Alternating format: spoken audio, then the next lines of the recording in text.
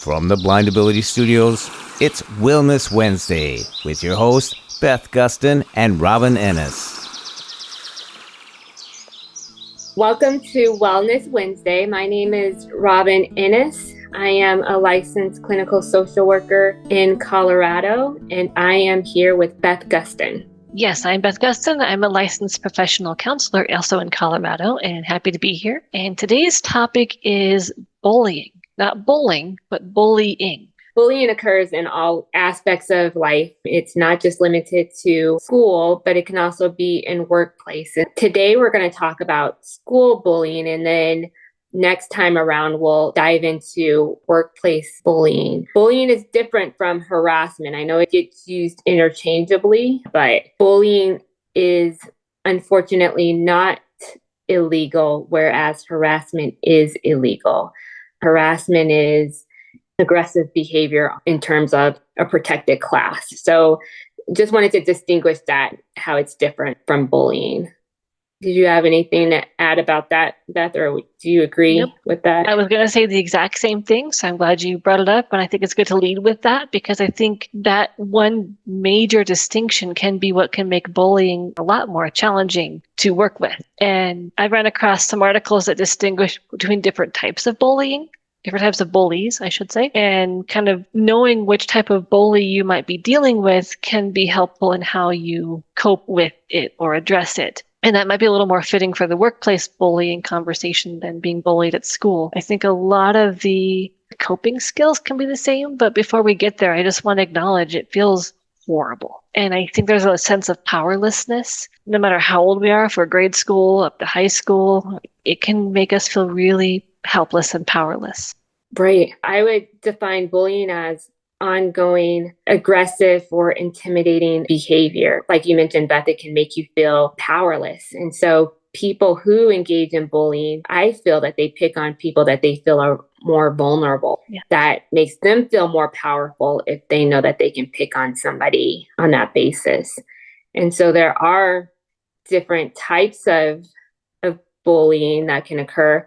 It can be either physical, verbal, or social. Those are the three main types. And so physical, it's like punching, kicking, spitting, whatever it may be, causing you physical bodily harm. Verbal can be insults or taunting, any type of hurtful words. And social is that isolation piece of it, making you feel alienated, not a part of the group. And that can be a really lonely feeling. An example I think of is being picked last on a team. For example, if you're in gym class or having the gym class always pick on you, or there's a meme on Facebook going around right now. It's supposed to be funny, but it says, hey, we're going to play dodgeball. If you play your cards right, you can make the kid in class cry that everybody picks on. It's not funny if you're the kid that was bullied. Right. Yep. I saw a lot of bullying in PE class growing up. Yeah. I think it's easier, unfortunately, to pick on people when we're engaged in more active pursuits or sports or things like that. Or it can happen in the classroom too, academically speaking, but I saw it a lot in PE class.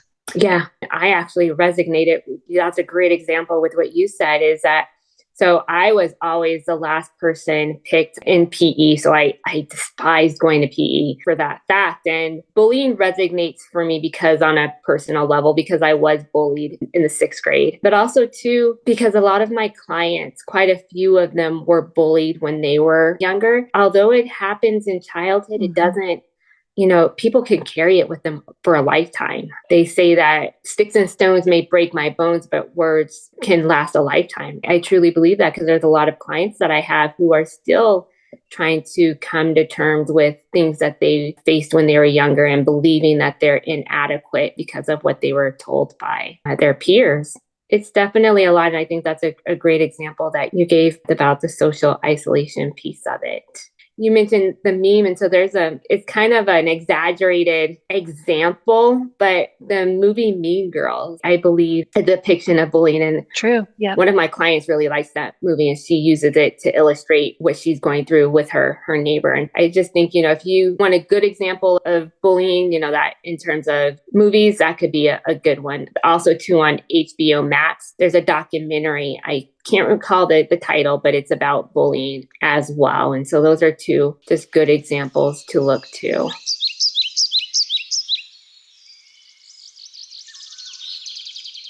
In terms of what to do about it, from my standpoint, the first thing is recognizing bullying when it occurs, because bullying is not only the bully themselves and the person being bullied, but it's also people who are witnessing bullying, whether it be peers or teachers. So when you see something, really speak up. And if you don't feel comfortable, try and figure out channels that you can go to, like Safe to Tell. That's one place to go to. There's a website called stopbullying.gov that lists some resources to be able to help people recognize bullying and to stop it so that it won't keep festering and causing more people to face that level of treatment. And one thing to add to that, if this sounds harsh, but if you see bullying and don't do anything, in a way you're saying it's okay.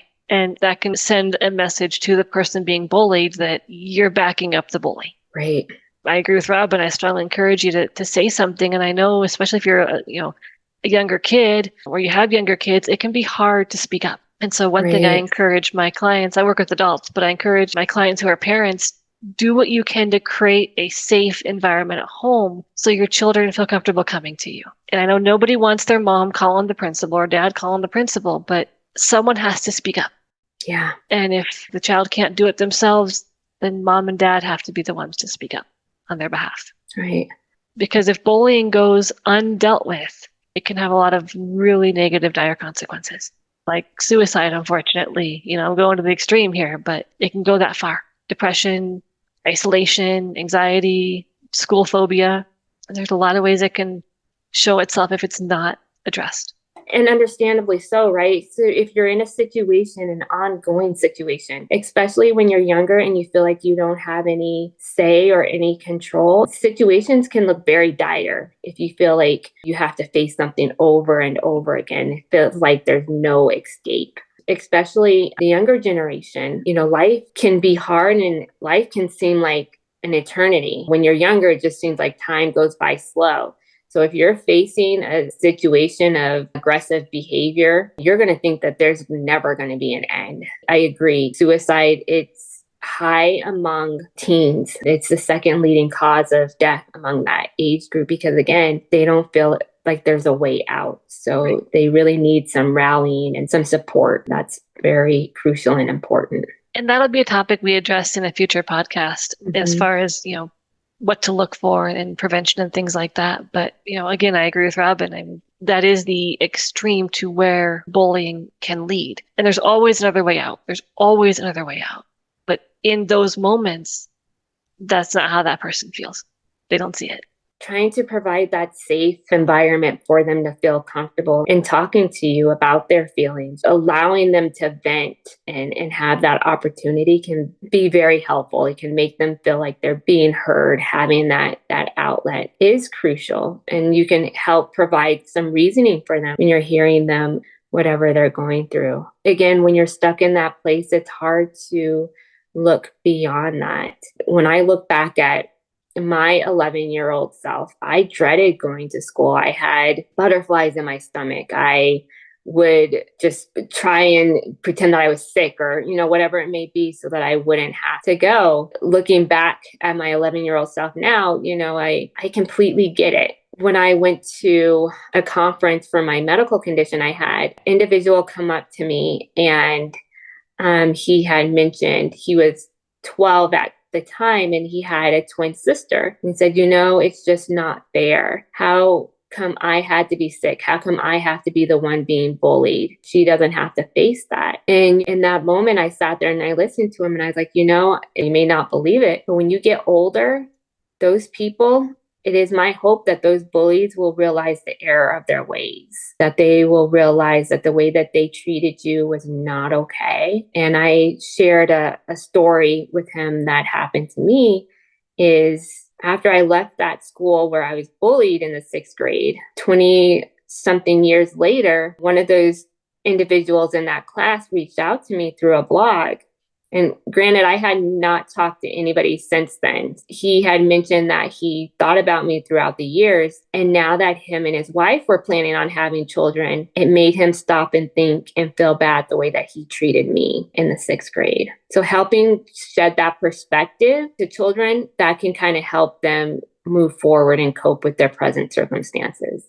That it's not permanent and that it's not about them. It's more so about the bully. And when they get older, they'll be able to see the error of their ways.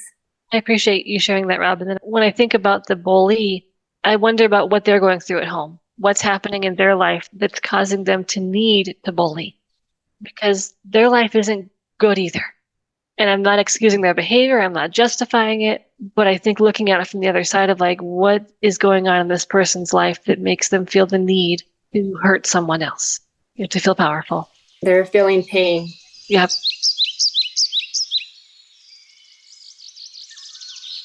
I was shopping at a store a few years back, and a high school friend of mine came up, and he's like, "Hey, it's so-and-so, and I just want to apologize for the way I treated your friend in high school." And this was like 20 years after the fact, or a little more, and that meant so much. This person was a really cool guy, but it was nice to hear that he'd kind of seen what he had done wasn't okay. Yeah. And that we had the chance to have that conversation and make amends. Yeah.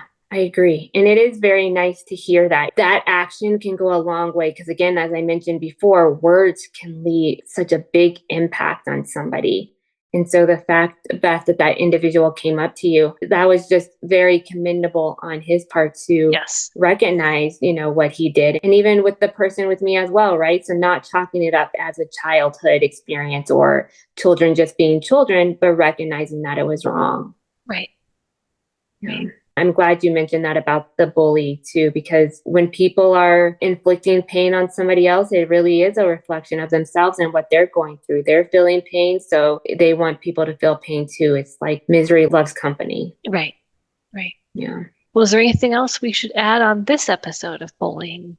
I just want to mention a few coping strategies. Again, just going back, if you're being bullied yourself, really branch out and talk to somebody. Find that trusted confidant, whether it be safe to tell on that website or a teacher, a friend, a parent, a sibling. Just know that you're not alone in trying to find, or even a therapist. I'm just trying to find somebody that you feel comfortable talking to. Journaling, getting out what you're feeling, that can be helpful. For me, my go-to is, and I think I've mentioned this before, is music. Listening to a favorite song, a song that makes you feel less alone. Because I do feel that music has a way of speaking to you. Just trying to find that coping strategy and know that you can make it through, and it may not seem like it, but no circumstance is permanent. Right. It will change. It will get better. Yes. Well, thank you again, everyone, for joining us on this episode of Wellness Wednesday. And again, next week we'll be talking about bullying in the workplace and some different strategies to hopefully reduce that so it does not happen if it's happening to you. Exactly. And as always, we invite you to participate. Feel free to call in or email or on the Blind Abilities Facebook page, comment on the post. We want to hear from you about today's topics or past topics, or if you have any ideas on what you wanted to hear from us in future episodes. Otherwise, take care. You can send Beth and Robin a message at 612-367-6093 or by email at info@blindabilities.com. They'd love to hear from you.